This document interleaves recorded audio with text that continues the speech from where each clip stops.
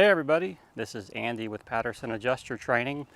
Have you ever wanted to tag along with someone who is going to do a roof inspection for some hail damage? Well, if so, I'll let you tag along with me. I'm going to inspect this roof right here.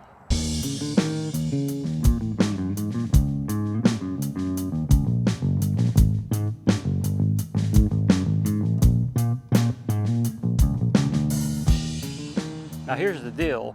This is a 12-12 pitch. What I'm going to do is just do some video of me just inspecting the front slope. A later video, I'll inspect some other roofs that have a 3-12 or a 4-12 pitch. It'll be a little easier to explain what I'm looking for specific to that particular roof and so forth. But in this video, I'll inspect the roof and just kind of show you guys the process. A 12-12 pitch doesn't lend itself real well to maneuvering around to do video. All right, everybody. So what are we looking for on a roof inspection? Well, I've got a mock hailstone, 2.5-inch hailstone.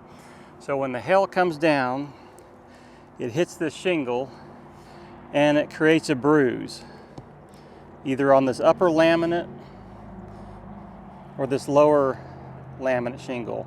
You'll see a bruise. It'll hit it and you'll see a soft spot right there. It knocks the granules out, and that's called a bruise. Now this apron flashing on this window, it'll hit it and then you'll see all these little dents, like where this is melting. That's kind of an example of what you would see on a hail damage inspection. Even here, it would hit this flashing here and it would dent it. That would be a good place. It'll also come and hit this window. It'll create like a V in these screens, in the screen fabric, and just destroy them, or it'll damage these metal frames on these screens. That's a good area to look for hail as well. If those frames are damaged, it doesn't affect the function of the screen, but it is still considered damage, and the policy could pay for that.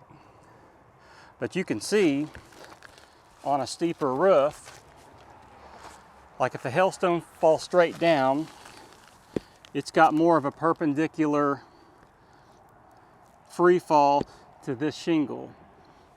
If you're over here on this 12-12 part of the roof, if it falls straight down, it's more of a glancing blow because this is a steeper pitch. These steeper pitches hold up better to hail than like a flat roof, just because when the hail falls, it's more of a glancing blow. Now, if it's wind driven, then it really doesn't matter. If you look at the impact energy of like a 2.5-inch hailstone versus like a 1-inch hailstone, it's crazy different.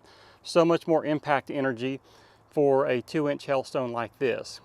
So what we'll do on this roof, since it's a steep pitch roof, I'll just do an inspection on the front slope where we can access it real well, because it doesn't lend itself great for photography, for climbing on the roof.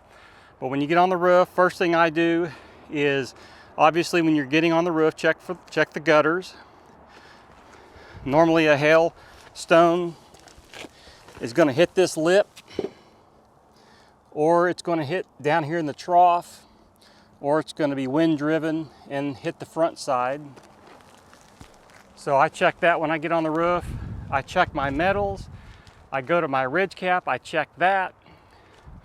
I check my valleys right here. And the reason why we do those first is because those surfaces, those shingles are poorly supported because they're not sitting on solid decking. They're sitting on another shingle.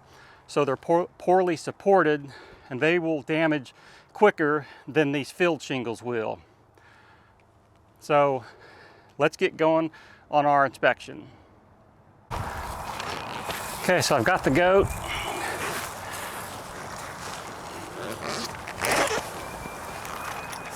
Now you'll want to be safe with this thing, so the best thing to do is hook it in the gutter,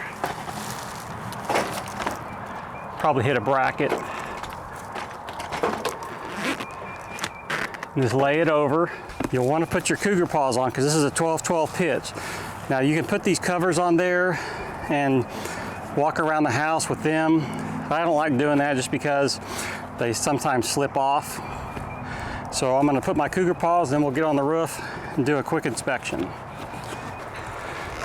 All right, so you're going to take your goat, run it up the side of the slope, and you're just going to go over the ridge. The trick with this goat is don't pull up on it. You want to pull down. So what I do is I get a good pull. Now we're gonna probably we could do a test square here on this flat part. It's kind of protected by this tree. So I'm just gonna go up here and measure off a test square. So I'm measuring off my test square. So we'll start there, go over, we're gonna do a 10 by 10. I'm gonna do it on the steep part so y'all can see. And that's the other thing. So you drop a piece of chalk, don't run after it, just let it go. I don't care if it's your fancy new tape measure and the insured $100,000 car down there. Don't chase after things, you fall off a roof real easy. Okay, so one trick here is you can count up. I think it's 21, 22 rows, and that'll be about 10 feet. So we're gonna go 1, 2, 3, 4, 5, 6, 7, 8, 9, 10, 11, 12, 13, 14, 15, 16, 17, 18, 19, 20, 21. And so that should be about 10 feet. Put a mark there. Really be in the shadow of the sun. I look at it both ways. I like full sun, and then I check it with the shadow. Obviously, it's going to be a lot quicker than this when you're doing an inspection. You've got some manufacturer defects here. You can see this vertical line going through there. And I always just kind of mark what's not hail. And I take a couple of pictures of that stuff. You've got this spot here that is not hail. And if you look right here, this upper laminate shingle is actually split, not even connected. A lot of roofers will pull these up and say, oh, well, these aren't sealed, so it has to be wind damage. Wind isn't going to unseal shingles. Okay. So what I'm going to do is front slope 0.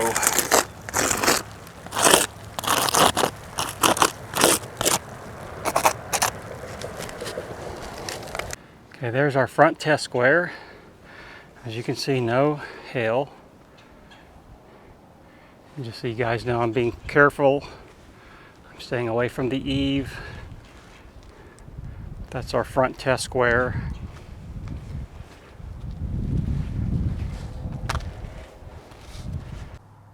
Okay everybody, so that's the roof inspection. I appreciate you guys tuning in.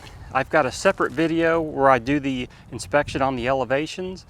If you guys have found some value in this video, please hit the like button. That really helps me out. I've got a lot of good videos coming out, a lot of good video ideas coming up. So if you think you might enjoy some of those, hit the subscribe button. That way you'll get notified when those come out. So we'll see you in the next video.